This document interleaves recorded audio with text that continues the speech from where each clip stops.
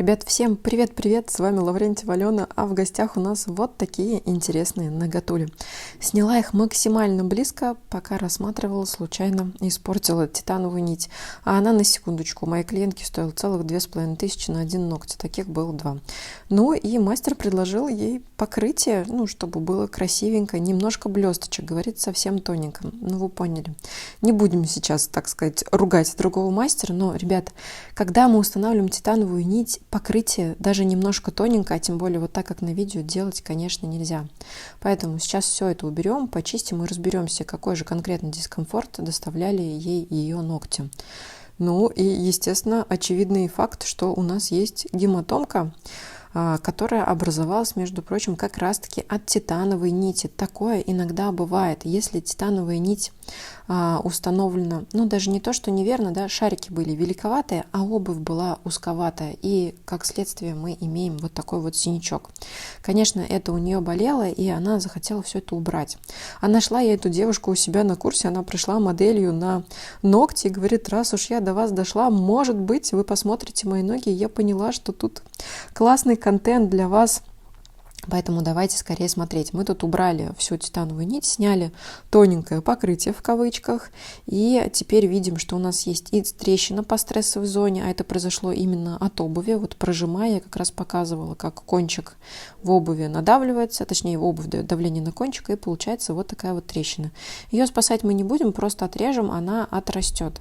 Гематому тоже мы не зачистим, мы просто выполним педикюр, достанем все подногтевые, всякие околоногтевые вот эти вот мозоли, неприятности.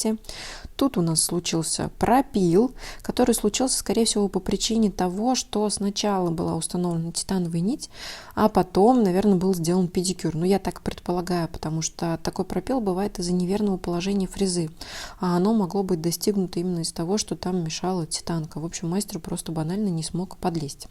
Как я всегда говорю, от пропилов еще никто не умирал, поэтому не падай в обморок, а просто спиливаем, нивелируем, и можно работать дальше. И, кстати, вот эту ногу я сняла на макролинзу, а вторую ногу я покажу на обычную камеру. И мне нужна от вас обратная связь, потому что на макро снимать, адски тяжело. Скажите мне, пожалуйста, прям вот обязательно на макро или можно просто на обычную камеру? То есть как вам вот по восприятию визуала, дайте мне обратную связь в комментариях, потому что я, надо сказать, вспотела, пока я этим занималась. Ладно, тем временем у нас тут уже все близится к завершению, у нас есть боковая стенка, и вторая и первая, они, честно говоря, такие немножко подраспиленные, поэтому подрежем боковушечки и все будем прочищать. А гематому зачищать не нужно, потому что она не влажная, то есть там нету жидкости, поэтому ничего прокалывать не надо, оно просто отрастет. Еще раз повторяем, запоминаем, да, вот, кстати, с обычной камеры съемка. При установке титановой нити покрытие вообще ни в каком виде недопустимо по одной простой причине. Титановая нить ноготь пытается раскрыть, а покрытие пытается его скрутить, то есть не произойдет вообще ничего. И еще один забавный факт. Имя мастера, который сделал данную работу, мне не было раскрыто, я знаю только о стоимости, это стоило 6000 рублей, то есть по 2500 за титанку, и где-то 1000 на все остальные страдания, там из серии покрытия и педикюр. Но очень интересный факт. Мастер, который выполнял данную работу, сказала, что титановую нить можно носить 3 месяца. Пам-пам. Занавес.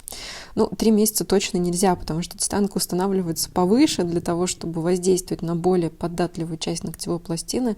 А когда она срастает на кончик, толку от нее, по сути, нет никакого. Поэтому делайте выводы сами. На втором пальчике, на второй ноге, под одним из шариков от титанки уже тоже стала образовываться гематомка. Это видно по маленькому коричневому пятнышку. Поэтому мы тоже решили все снять и все убрать. Здесь я ей объясняю, рассказываю, как в обуви приходится давление ей на этот уголочек. То есть эту манипуляцию я провожу со всеми клиентами. Я всегда им объясняю, что же там происходит с их ногами. Потому что большинство людей просто с пеной у рта доказывают, что у них капец какая удобная обувь. Она неудобная, она просто та, к которой вы привыкли. Это вообще нормальное явление. Люди очень ко всему хорошо привыкают, к сожалению, даже к чему-то не очень полезному. И также можно, кстати, заметить здесь в зоне лунулы небольшие последствия травматизации, то есть есть вмятинка. Это тоже не смертельно, это тоже отрастет, но вроде не симпатично. Есть и есть, ладно, не будем, что ж, казнить теперь, что ли, человека за это. У нас есть около ногтевые мозоли. или подногтевые, они, кстати, бывают именно из-за того, что стенка ногтя трется о кожу. Все элементарно. А трется она о кожу, потому что пальчиком тесно в обуви. Ну, вот такой вот замкнутый круг у нас получается. Я постоянно наношу присыпку, постоянно дегидрирую, ножки чуть-чуть влажненькие.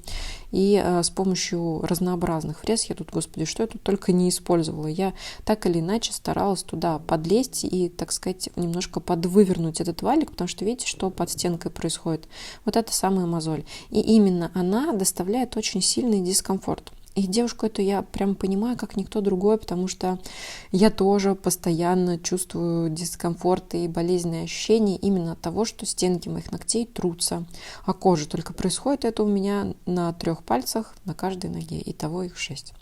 Какой здесь рецепт? Здесь на самом деле, по сути, не нужна титановая нить. Здесь нужно подобрать правильную обувь, все прочистить, все боковушечки выгребсти и установить тампонаду, которая обеспечит нам отсутствие контакта боковой стенки и кожи. И тогда все будет хорошо. Но самый главный элемент в этой цепочке – это именно смена обуви. Потому что если мы не поменяем обувь, трение будет продолжаться, и все повторится снова и сначала. Дальше мой любимый момент. Я так люблю эту синюю жижу. Называется тампофот. В общем, это мягкий композит, которым мы теперь фиксируем тампонады. Классная штучка, похожа на резиночку, когда застывает. Ну и, собственно говоря, все. На этом мы заканчиваем и ждем динамики от нашего клиента. А вам спасибо за просмотр. С вами была Алена. Пока-пока.